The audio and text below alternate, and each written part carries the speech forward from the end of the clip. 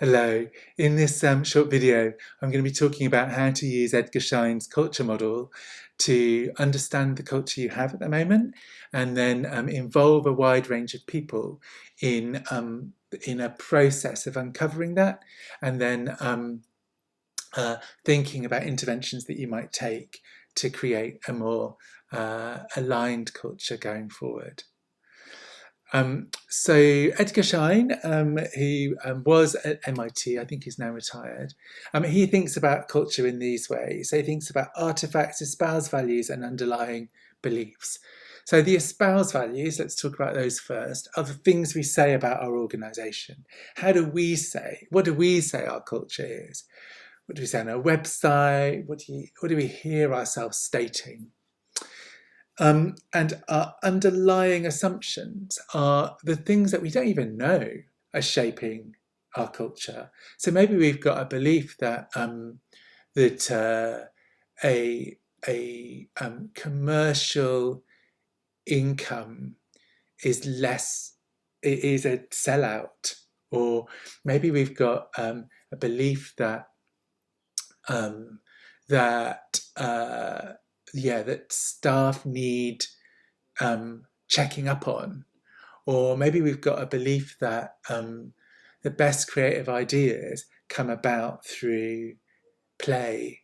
Like, we might not be saying those things, but they kind of emerge in our organisation. So we often don't know what those underlying assumptions are, but we can find them by looking at the top thing on the list: artifacts. So cultural artifacts are things across the organisation. They're both visible and invisible. They're both physical and virtual. So things like how we reach agreements, how we treat each other, how we welcome new people, how we explore difference. All of those sort of ephemeral things, they're cultural artifacts. They're normed in the organisation. But so are things like the signs, the things we laminate, the things that we've got processes and procedures. They're all artifacts of our organisation. But so is whether we follow them and how we treat them. That's an artifact too, right? So in one organisation, where I've got a set of policies and procedures that are followed by the letter, both the policies and the following them by the letter are both artifacts. So he says, like, have a look at those and you'll find they indicate what the basic underlying assumptions are that are sitting underneath that.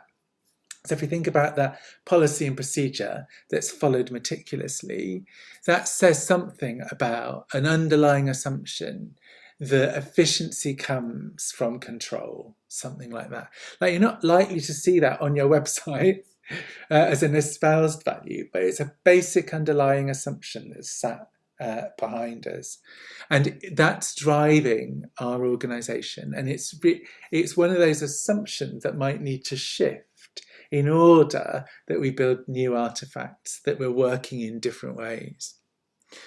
So I wanted to just describe a project we did with Happy Computers years and years ago, using that model and thinking about this sort of ethnographically. So exploring evidence and artifacts. So what we did was we worked with people across the organisation. We asked leaders and staff to gather artifacts. What's significant in this organisation? Take pictures of them, bring them to us, gather, become researchers and anthropologists in your own organisation. We did it online. We looked at online materials. We looked at physical materials. We looked at what the stories were in the organisation. We did some interviews. And then we sorted and reviewed that and tried to make sense of all those artifacts. Say, what are they telling us about the underlying beliefs in the organisation? And we played that back to the culture, the leadership team, to test, what lands right, what feels like, oh my God, that's so true, and what feels like, that doesn't kind of ring right. And then we explored those too. And these are some of the underlying beliefs that we found at Happy. We enjoy doing things differently. We believe in ourselves, we value people and believe they're good. we're happy to be guided by our emotions. It's important that happy exists, and we have to feel good about ourselves. Now, those aren't espoused values. They're weird things that you wouldn't quite put out there, but they're evident through the way that they're working. So here you can see an example of that kind of mapping across. So that underlying belief of it, we enjoy doing things differently. We saw that in espoused as espoused ideas. We these terms often stated: produce the best or nothing at all, make work fun, make learning fun. We always seek to empower people. The customer's the whole reason for our existence. Innovate and make mistakes. So there's a lot in there in their espoused state. And then what we saw in those artifacts were like evidence of that happening in reality. They got a culture club that kind of shapes decisions about the organization. They manage people without line management. You see people expressing themselves really straightforwardly. They've got this kind of involvement approach that's helping people to like have agency in the organisation.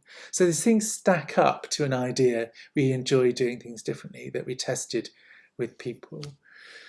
So I think that's a really interesting model, and it's something that you could do in your own organisation. In DHL in Prague, we created a new culture for a global organisation. We had 26 different nations all coming together in an organisation. And in this case, we were like thinking about creating artifacts. It's a new organisation in a new building that's empty, and we wanted to start to sort of embody some of the ideas that led to the organisation, manifest them. So we created videos by staff and leaders describing and role modelling new values. We had meetings and forums to shape and manage the culture. They owned that culture and thought meaningfully about how to make it work. We created induction courses and training materials that talked about the kind of culture that we were creating. We had this sense that this is up to us, this is over to us, this is down to us. This is the moment to make the organisation you've always wanted to be in. So we used all staff events, thousands of people to like manifest that. And then we used like a set of images that you'll see here that were kind of universal and associated with each of those values that had kind of emerged through this process. So they were intended to be universal across international sites, beyond language. So there's a teamwork idea that's epitomised by the pit stop.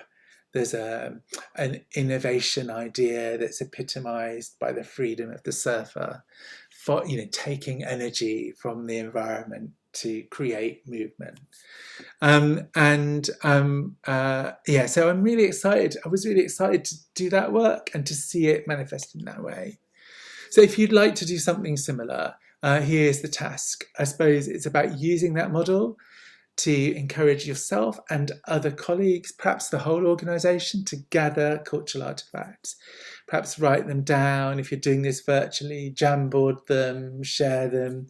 Ask people what they mean as well as what they are. So all sorts of stuff, like photographs of people, photographs of behaviours, events, things that are happening in the organisation, and then sort them. So you're working to look for common headings that might allow you to see what these all add up to. What are they revealing that's underneath the organisation? What do these artefacts add up to? Create a hierarchy of meaning. What are the underlying assumptions supported by artefacts? What's coming to the surface? What's being revealed? And then reflect on that and think about what you'd like to see in the future. What might it look like in the future? What kinds of artefacts might you need?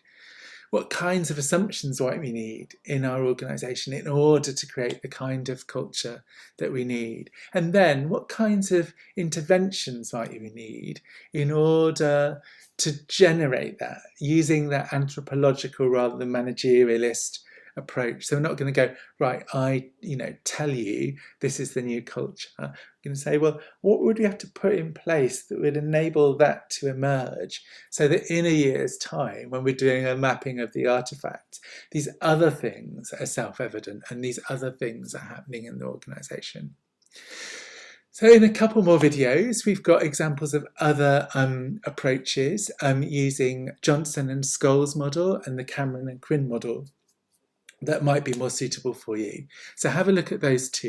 It'd be really helpful if you watched all three of those videos before the workshop, in order that in that conversation we're talking about the implication of these ideas, not introducing them from scratch. So I'm looking forward to seeing you at the workshop. Make sure that you book into one-to-one sessions that relate to the change that you want to make as well. And see you then. Cheers. Bye.